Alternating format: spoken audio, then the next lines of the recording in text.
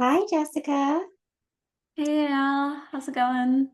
Great. And hi, everybody watching. My name is Yael Shai. I use she, her pronouns. And I'm here with my dear friend, Jessica Angima, who Mm. is an extraordinary person, a Kenyan American organizer and social practice artist. Mm.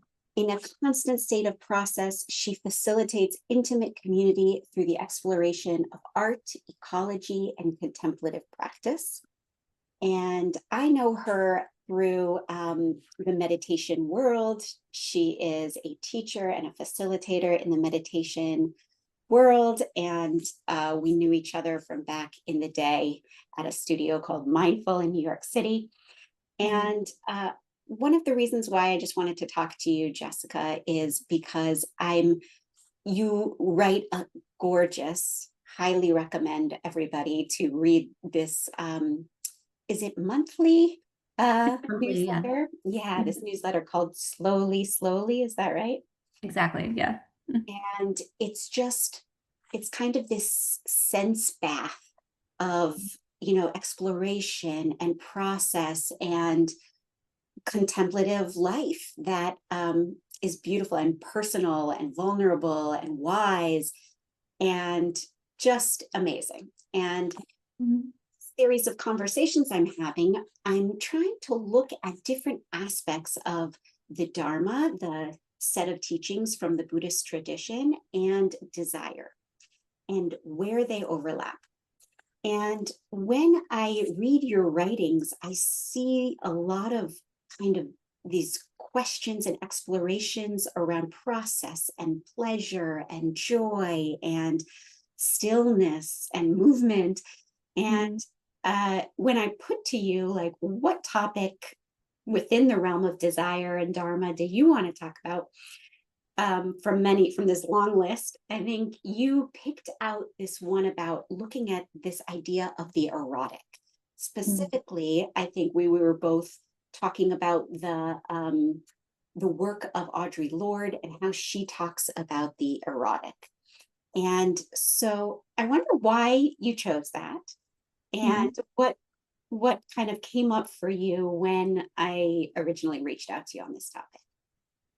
Yeah, well, first of all, thank you for that lovely description of my newsletter. I'm really attaching to the description of sense bath. That's how it feels. So yeah, just appreciate those words. And so yeah, when you reached out about this conversation and sent me the list of topics, all of them were relevant and felt like could go many different places. But I had actually just that day reread the Audre Lorde essay Uses of the Erotic um, for an essay I'm writing about movements and about listening to the wisdom of the body. And it's an essay I actually started writing years ago and put away, and I'm just coming back to.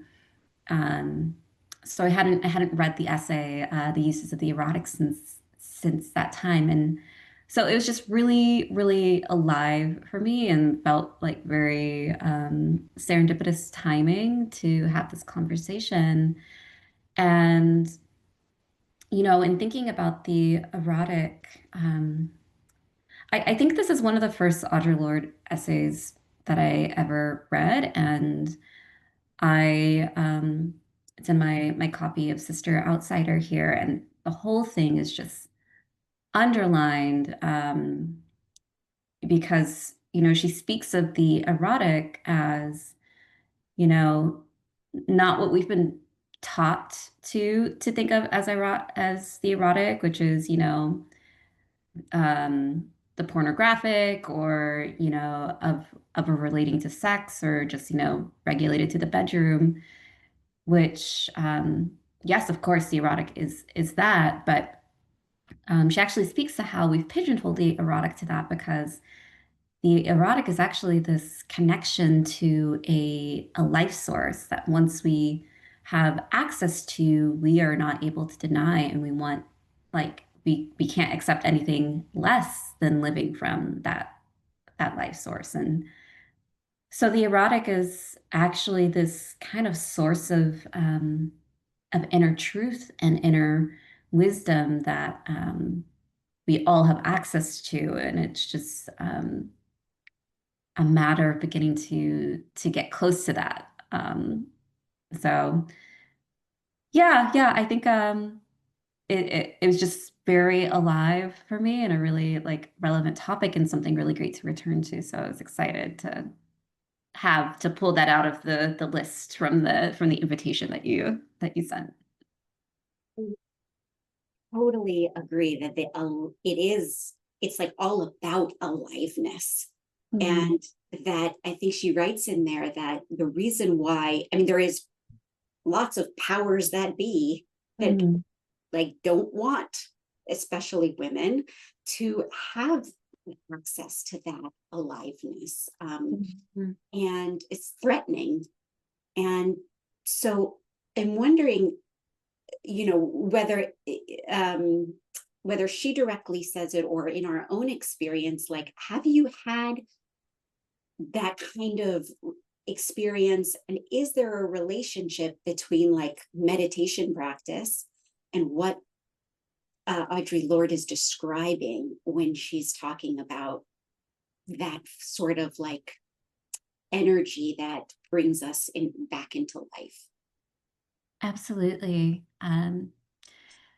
Yeah, I think there's direct connection. I think of it as our Buddha nature, which um, in Buddhism is just our inherent inherent wakefulness, our inherent ability and kind of inheritance of liberation that lives within us. Um, so I know for myself within my meditation practice, um, I don't drop into my Buddha nature every day and I don't like feel it every single meditation practice. Sometimes I just meditate and then go on with my day, which is, completely okay.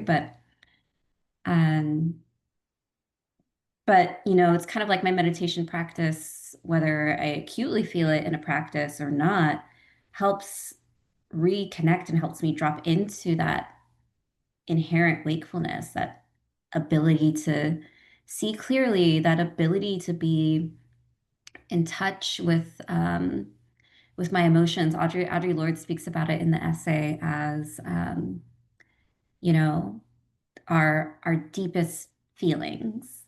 And let's see if I can actually pull up the exact quote she says, just to actually bring her into the conversation. Um, She says the erotic is a measure between the beginning of our sense of self and the chaos of our strongest feelings. It is an internal sense of satisfaction to which, once we've experienced it, we know we can aspire. For having experienced the fullness of this depth of feeling and recognizing its power in honor and self respect, we can require no less of ourselves. So, you know, that experience of once we've experienced it, we could require no less of ourselves. And I think it's the same with our Buddha nature. It's like once we've felt it, we know it's there. We know that that's something that we can access and that we could live from. Um, so I really see those two as like one and the same of Buddha nature and the erotic are kind of just the same thing, but different language, and something that whether it's the erotic or whether it's Buddha nature that we we have regardless of if we know it or not. And it's just a matter of once we've gotten in touch with it, knowing that it's something we can return to again. Mm, like we've been down the hallway and we've seen the rooms, and like we just have to kind of find our way back there when we are lost somewhere else. Absolutely. Yeah. I think it's so, I'm like slightly confused, but I think maybe we can piece it out together Mhm. because there's something so beautiful about how she writes about this is it's like this deep well of satisfaction, like some Mhm. relationship to being satisfied, to that is a part of the erotic. And Mhm. I think she says later in the essay, it's like the erotic is like a bed that I sleep in and that I like wake up from satisfied in the morning. It's like Mhm. so amazing sounding. Um, and so, but that's related to, so it's this feeling of satisfaction.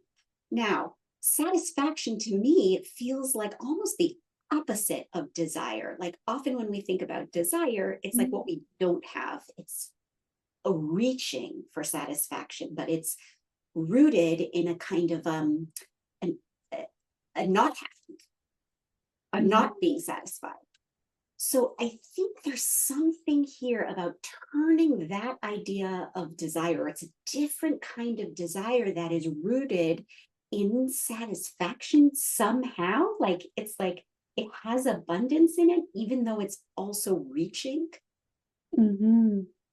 Yeah, so you're saying it's kind of it's like the opposite of desire. It's kind of the knowledge of the satisfaction and going towards that.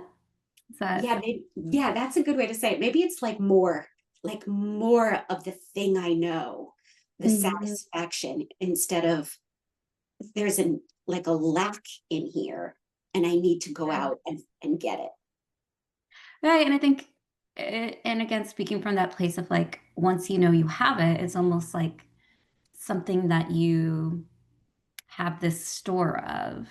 Mm, And, maybe satisfaction gets depleted every once in a while, and we have to fill it back up. Um, but that we can, even if we're not living from like, peak satisfaction every day, which I don't think that we can. I think that's really hard to sustain.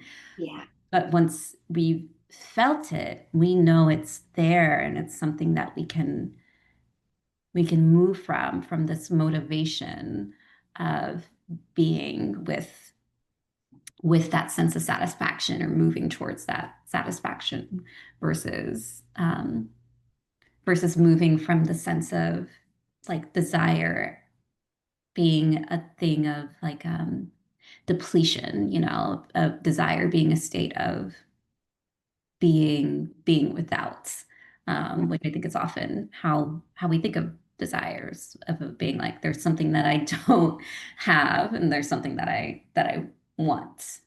Um, yeah. That's the kind of flip. So mm, I noticed that, in a lot of the Buddhist world that perhaps you've noticed, I don't know, but I definitely noticed that it seems like there's a lot of attention paid to that kind of desire, to the craving and the grasping and there's never enough mm, and there's not um it's not ever satisfying.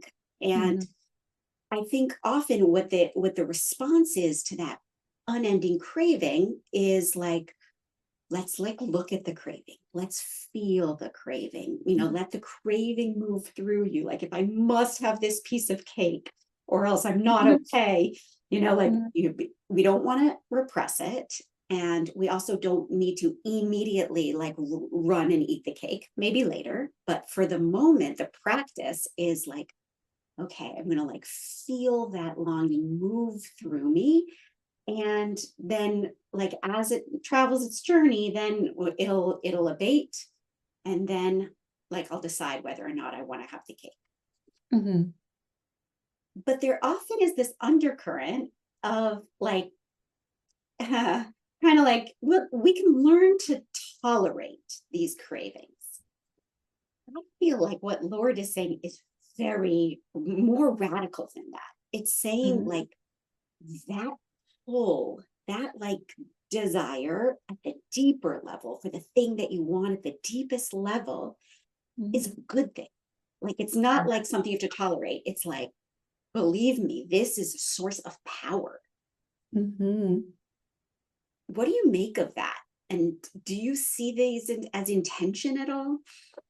I have noticed that same inclination in Buddhist circles of speaking about, desire in terms of craving and in terms of, something to be just withstood or something to be transcended or to aim to be without. And yeah, I do think Audre Lorde is speaking from it as like, no, that's uh, something to be a teacher. So yeah, and it's something I've been thinking about a lot lately because I mean, I think like my my desire is just like ravenous, and I feel like it's something I've worked with for years and something, yeah, I think at times I have tried to move with it from this attitude of trying to transcend or to not want.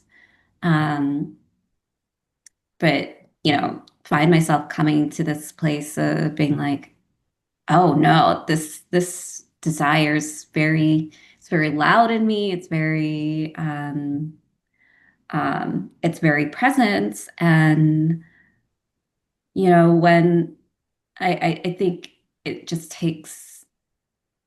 um takes this tool of discernment to figure out how to be with it, because I think the place where in Buddhism, where we might be taught to try to transcend desires, when it leans into suffering, when it leans into like, I don't have the thing I want, so I'm unhappy, or um I'm chasing this thing to the detriment of my health or my community or the people in my life.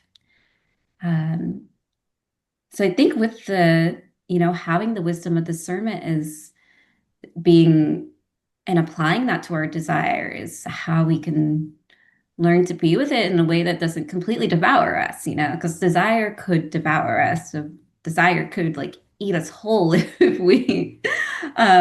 if we let it, even if we let it encapsulate everything in our whole being.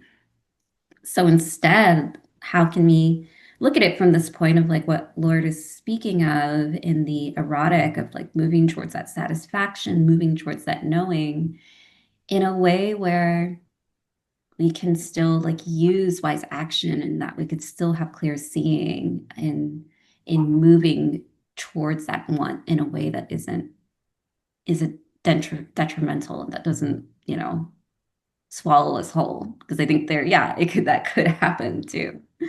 What is that? What do you think that looks like in the swallowing whole? Like what are the signposts of that happening? Yeah, well, when I think about it, and when I think about the times when my desire does swallow me whole, is when I let it is when I lean into the suffering of not having something I want. And I don't even necessarily think it's a bad thing to be swallowed whole every once in a while. Like, um, sometimes I need to be with the sadness of, not having what I want and not having what I desire, and to really feel that, kind of like what you were speaking to, of like, I want the cake. I want the cake. I need to feel wanting the cake. Like, yeah, Yeah, I need to yeah, I do need to be swallowed whole by that desire sometimes, because sometimes that's all that's left when you can't have something that you want. yeah, So yeah, I know just like personally for me, it's just like really being with like maybe the sadness or the despair of not having the thing I desire, and really feeling that and letting that like move through. Um, and then it is like, yeah, like what you're sharing with the cake of like, oh, and then once you felt that feeling, touching into the truth of impermanence, that, that feeling, that that intensity of that desire can't um can't be sustained, that Mm. like feeling such so strong feeling. So then it subsides, and then it doesn't have such a um the sadness might have not has such strong of a hold on me. And then from there I'm able to like maybe get to a little bit of a better place of like clear seeing of like, okay, how can this desire guide me closer to what it is that I want? How could the desire be a a guidepost? But yeah, in terms of the swallowing whole, I think you'll notice it when anytime the mind gets really tight. I notice it for myself when the mind gets really stuck on a feeling of being without or not having. I'm just like, oh, okay, here's the swallowing, and that's there. But I think, obviously it's super personal for everyone. So I think it's about figuring out for yourself what what those uh what those kind of like warning signs are for you, and noticing them and figuring out how to navigate. You said something really interesting in there of um, that when you're on the kind of other side and you're looking at the desire, you're not in the swallowing moment. And then the desire is like a teacher. And what it's teaching you, you said, was like, okay, what is this pulling me towards? Like Mhm. kind of like a clarifying tool. Can you say a little bit more about that? Yeah, I think it's like a little bit like a compass, and like pointing it, like putting it out in front of you when you're, maybe faced with something of like, does it get me closer to my desire, or does it get me farther away? Does it get me closer, to north, to the direction I'm wanting to go? And now I'm questioning, like, do I know how a compass works? Uh, I think that's right. um, but yeah, is it guiding me towards my true north? Is it guiding me towards my desire, or does it get me further away from the things I desire and the things that I want? And then it's like, yeah, if you have that in front of you and you could see yes or no, then you can decide what action you want to take, or what move you want to make. And maybe it's not always so clear. Maybe sometimes you need to go by like experimentation and see if it gets you closer. But then even that's information too. If you like do that experiment and you're like, okay, that didn't work, then yeah, you have that information. And that kind of brings us full circle in some ways to what I think Audre Lorde is talking about with the erotic. Like Mhm. it's it's in us, but it's not like of us. It's like a call through us to connect in Mhm. some way to some source of deep knowing. Yeah, And that I think when you're talking about the compass, like how does desire lead us on that compass? It's like the world and us, and somehow we're getting in alignment with each other. exactly. Yeah. How does it get you closer to your deeper knowing? How does it get you closer to your Buddha nature, or, again, whichever language you want to use? How how can you be in touch with that place inside of you um, that takes this kind of like cultivation to figure out, of like actively touching in and learning how to get in conversation with that part of yourself. Mm.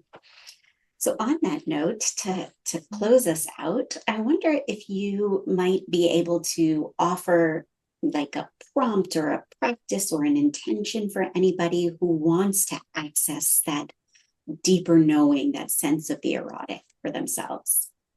Absolutely. And I was thinking about this question this morning, and thinking about what are the what are the small pieces of satisfaction that we can have during the day? What are the small ways we could touch into it? Again, knowing we're not always going to be at that, peak level of satisfaction in our lives, but what are these smaller practices um, that we can do that kind of cultivate that? So um, for me, I have a chair in my room that gets really great morning sun, and this is like a very small thing, but I I love being warm. I love having the sun on my skin. Um, we are moving closer and closer to winter, so I'm thinking about, sitting in the sun in the morning and having the sun on my skin and feeling that warmth, being this kind of like juicing up my battery, like juicing up my stores for the for the coming winter. And um, yeah, and it's a very small thing I can do that gets me closer to that sense of satisfaction. So I could do it in the morning. I could sit in the sun in the chair. If I'm walking on the street and there's a patch of sun, I can pause. I can feel the sun on my skin. And it's just like a very like easy, simple way I can touch into that satisfaction that doesn't cost me anything and doesn't take too much effort.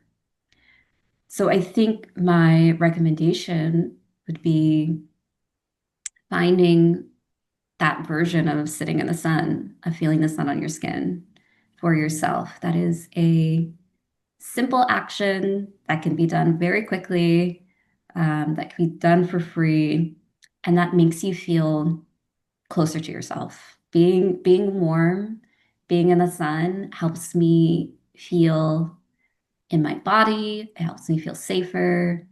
It Yeah, it helps me feel like me. Um, so if you could find something like that, that can be a practice you return to in a very easy and simple way, that would be my recommendation. I love it. I'm going to go do it right now. Thank Yeah. you so much, Jessica. I'll put a link to your Substack in the comments, and any other thing you want to say about where people can find you. Absolutely. Yeah. I'd say that's the place I'm most active. So yeah, my newsletter is slowly, slowly at substack.com. And yeah, I send that out monthly. And yeah, you can find me all the regular places. It's my Instagram handle is my name at Jessica Angima. It's my website, jessicaangima.com. So yeah, if you're interested in my work, please do reach out. And just yeah, really grateful for the space to be in this conversation with you and for this invitation. Thank you so much. Take care, everybody. Thanks.